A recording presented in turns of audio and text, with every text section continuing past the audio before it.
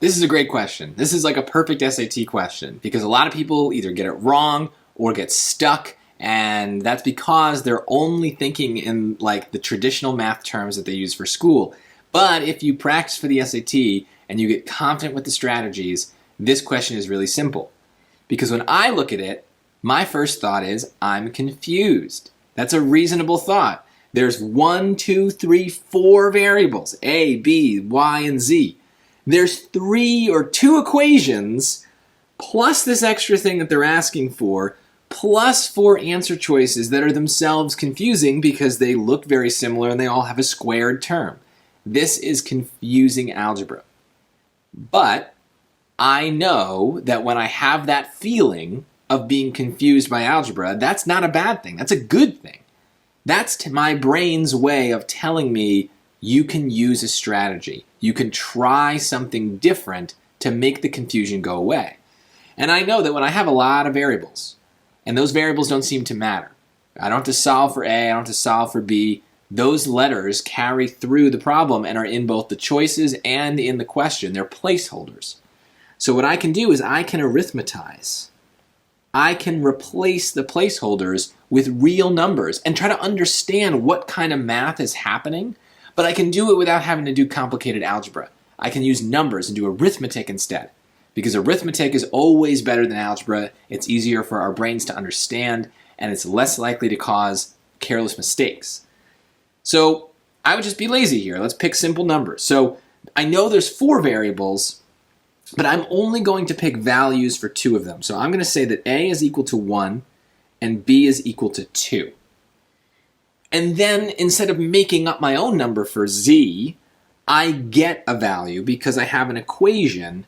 And so if A squared plus B squared is equal to Z, because of the numbers I picked, now I can solve for Z. Right? 1 squared plus 2 squared is much easier, so that's 1 plus 4, which is 5, so Z is 5. And I can do the same thing for Y, too. So in this case, AB is equal to Y, so A times B is equal to Y, so that's going to be 1 times 2, so Y is equal to 2. So let's highlight that. Let's make sure we don't lose that. And so, honestly, that's the hardest part of this question, is keeping track of the letters and the numbers, right? So you have to declare what you're doing, like a let statement, because there's so many numbers and letters flying around that you don't want to confuse them. So we got Z is 5, Y is 2, but they don't care about either of that. They care about 4Z plus 8Y, so that's 4 times 5 plus 8 times 2, so that's 20 plus 16, which is 36. So 36 is like my big main number. That's the answer to the question. Now obviously it's not an answer because A, B, C, D, they all have equations. They're different looking. So I need to make my answer choices look like my numerical answer that I just got. So this is sometimes the last step of arithmetize, is take the numbers that you made up and put them into the choices and let the choices become numbers as well. So you just got to go down the line here. So just pay attention to what you use. So A is, instead of A plus 2B squared, it's now 1 plus 2 times 2 squared. So 1 plus 2 times 2, so that's 4. And so 4 plus 1 is 5. 5 squared is 25. So that's not 36. So, okay, doesn't seem right. Let's keep going. That's going to be now 2 times 1 plus 2 times 2, all squared. So see, I'm kind of showing my work here. I'm not rushing through. So 2 times 1 is 2, 2 times 2 is 4, and 6 squared is 36. That looks good. But because of certain quirks with arithmetize, I need to check every answer choice. That looks good. This seems like it's probably the answer, but it's possible that I got a little unlucky and I picked numbers that happen to work for multiple answers. It doesn't happen often, but to be sure and to be careful, we need to, go through every choice just to be sure. But we're going to see a pattern here, right? So 4 times 1 plus 2 times, or 4 times 2, all squared. That's 4 plus 2 times 4 is 8. So see, this is big. 12 squared, 144, that's way too big. And we can see that choice D is kind of doing the same thing. So this is where I'm a little okay with a shortcut, is look, without even doing the math, I know that that number inside those parentheses is going to be much bigger than 6.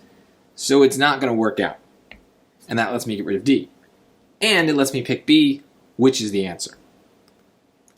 So yeah, there are a lot of steps. And if you're really, really, really good at algebra, you can get this right without doing any of those steps. There's an algebraic way to do it. But I'm not even going to bother showing it because I don't think it matters. If you looked at this and you just instantly saw how to do it with algebra, great. Do that.